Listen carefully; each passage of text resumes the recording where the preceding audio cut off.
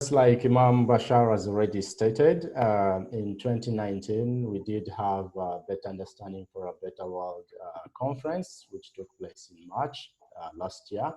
And of course, I was selected as one of the participants to take part in this conference that was focused on peace building and reconciliation and of course leadership. And there was quite a lot to learn from looking at different aspects and solutions to preventing violent extremism, racial segregation, tribalism, nepotism, looking at the mindsets of different young people and how they pursue world affairs, the difference between the Christians and Muslim and Hindu beliefs, and you can name them. So it was quite a life-changing experience and very exciting engagement with a number of different experts in different fields of peace building. And I can say that at the end of it all, as an individual, I was quite very much empowered, and I was able to mitigate and also integrate some of the skills and ideas which we got from this conference. And one of the initiatives we decided to look at boosting on forward was pushing forward with our local representatives on the religious councils. For example, I engaged with the district Muslim Qadi, and that was an initiative for Imam Bashar, who decided to let me get in contact with him. And we are trying to look at creating a reasonable active space for young people that they could be able to use these facilities for engagement with programs on peace building and also preventing violent extremism for young people. And it was one of the steps that worked out, and one of the results we can be able to show for our progressive input. But we're also in the process of organizing for the Better Understanding for a Better World East Africa, which I guess should have taken place this year. But I believe because of the COVID-19 pandemic, Imam Bashar wasn't able to make it to Uganda to have that full preparation done. But we believe that maybe in the coming year, we'll definitely have this put in place, because it's a great initiative that we believe every young person should be able to enjoy and also learn new things to be able to boost community development. So briefly, that's about me. I'm a graduate of ICT, and I'm a co-founder of a youth-led organization that is focused on empowering the lives of street-connected children and women. But I also dabble as a BUBA alumni, definitely. And I do also support project work on building Africa's world-class software developers with an American company called Andela Uganda. So we are trying to bridge the gap of young people getting involved in computer programming, software development, and so on, with reliable and sustainable companies all over Africa. I'm also a member of the Internet Society of Uganda, a platform that is international, and it's based on advocating for the rights of people around the world access a free and a better internet. And the same applies for the ICT Association of Uganda. And of course, I have about 5 years experience with working with the nonprofit sector. So quite a number of skills and different opportunities that have empowered me to definitely do the things I'm doing today or engage in the different work that I'm doing.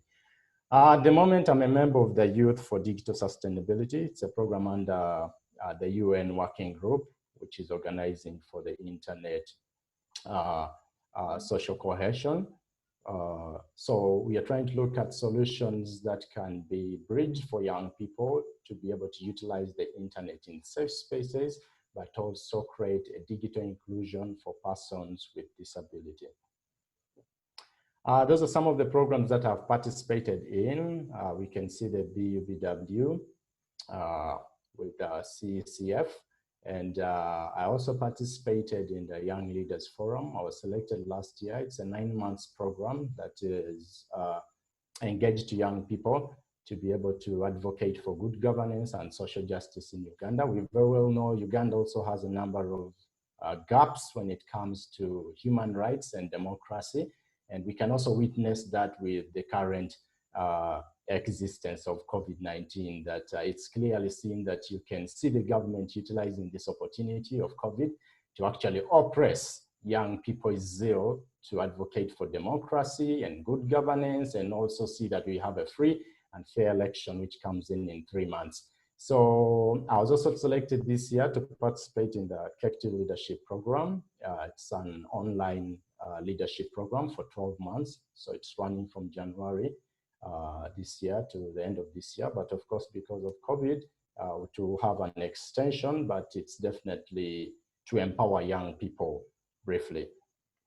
These are some of the projects that I'm engaged with within my youth-led organization. So we run the ICT for Kids. There is a mobile school project. There's a street to school project, and we also engage with women groups. In the street to school project, we definitely identify children on the street to be able to have an opportunity to get back to school. So the children you can actually see in the picture are just part of the children that were on the street before for nearly a period of 6 months to 1 year, and directly living there. So no access to food, no access to education, no access to other basic needs like health. And that's where we are focused on trying to transform the lives of people in this category.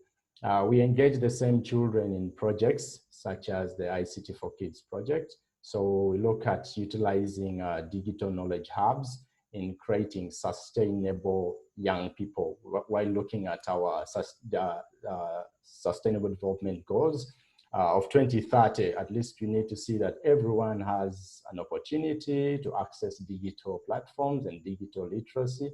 And that's why we run such a project to empower young people on the street access knowledge in ICT. So we do some computer programming at a basic level, graphics design, video editing, but we incorporate certain aspects of life change, and that also includes peace building sessions. We do have peace building sessions as we incorporate some of these projects. We have the mobile school, and we're doing it in partnership with an organization in Belgium called Streetwise. And the mobile school is a cart that has over 300 learning materials. And during these sessions, the children learn how to improve their literacy. They also do artwork, and there are a number of different art pieces that have been identified. So it's like you help a child realize their talent on the street. The women groups, especially during the COVID time, we have been able to empower them with some startup funds, because they were one of the biggest category of people that were hit during this pandemic. Their businesses failed, they experience gender-based violence, and it becomes a problem where you have a lot of single mothers being able to raise their families alone. So we empower them with financial skills for about 7 days, and also give them startup capital to be able to utilize some of these funds to support and boost on their businesses, and recover from the COVID pandemic and support their children. Youth response and resilience in peace building. Yes, we are looking at how the young people have the ability to get out of this pandemic. We believe that the young people quickly adjust and also include themselves in life-changing situations such as this. It has been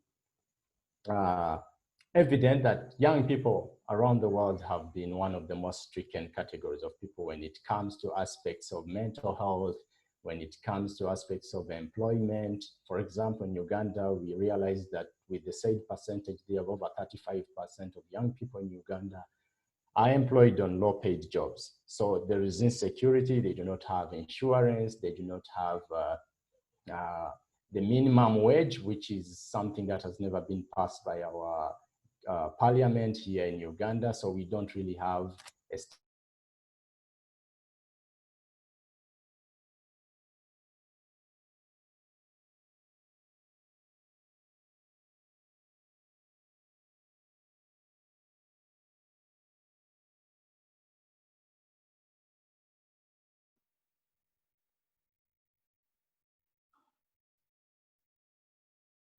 Um,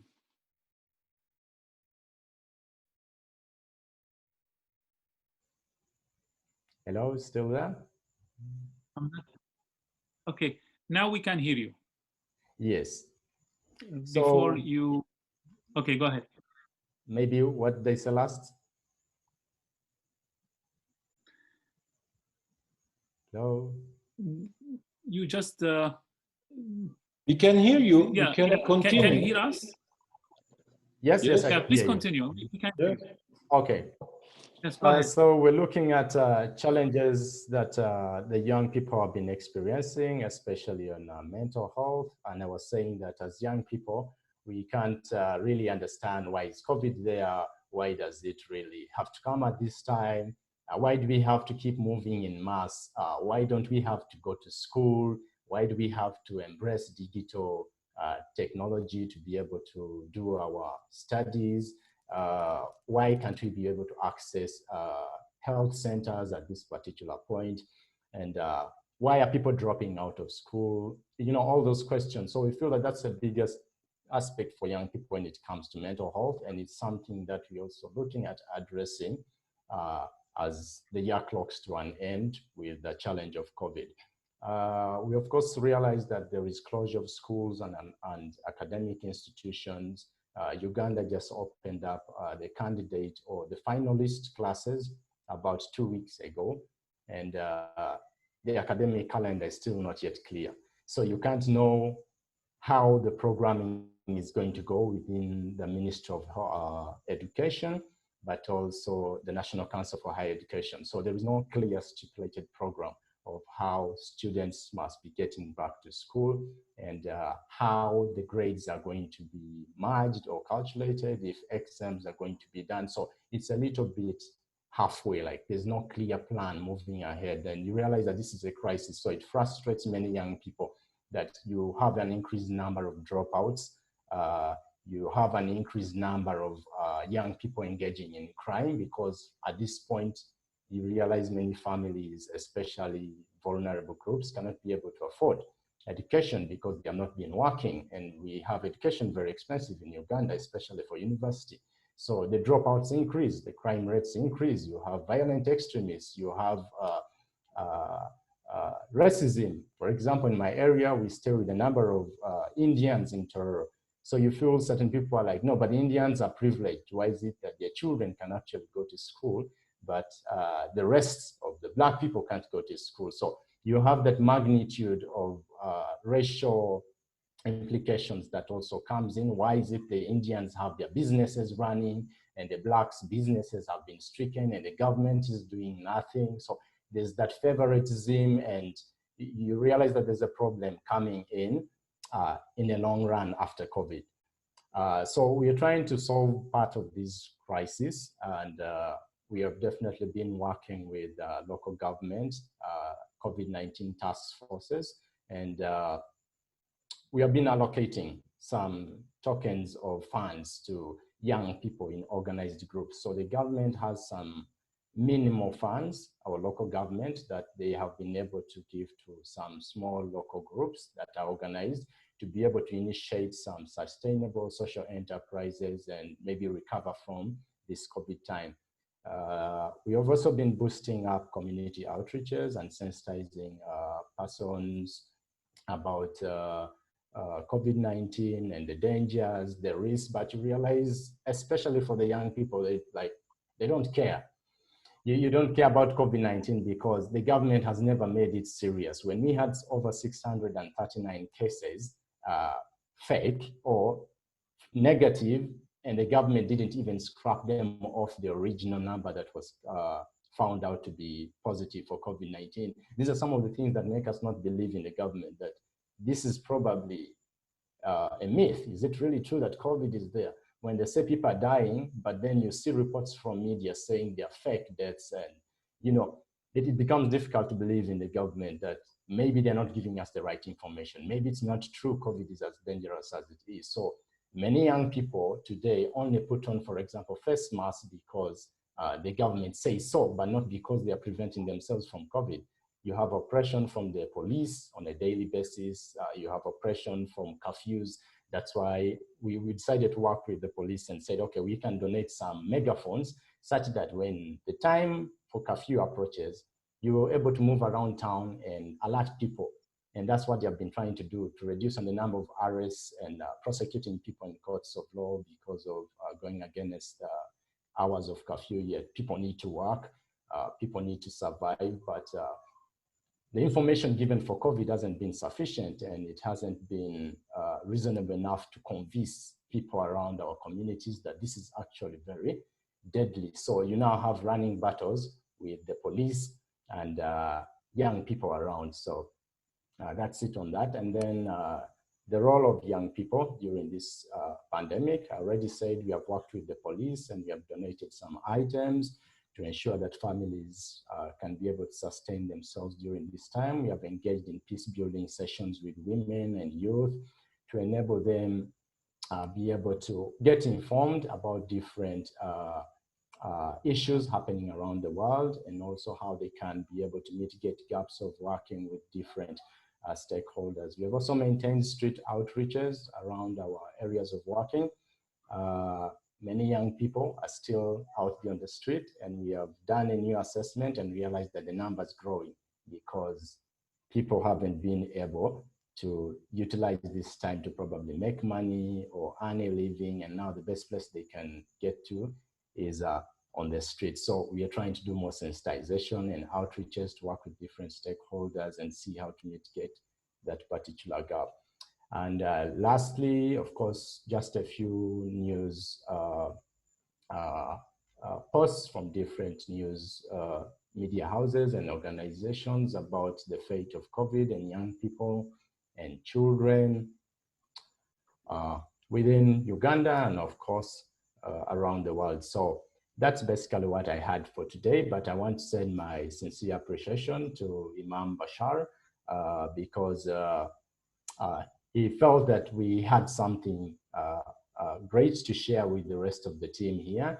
And given our capacity of our diversity in engaging in different activities and programs within Uganda, we believe that all the different upcoming activities and also the BUBW East Africa, BUB Europe, which I think also didn't take place, will be one of the platforms and initiatives that can be able to create mutual understandings, mutual integration for young people to advocate for different issues in Uganda and of course around East Africa and the rest of the world in the coming years. So back to you, Imam Bashar. Thank you.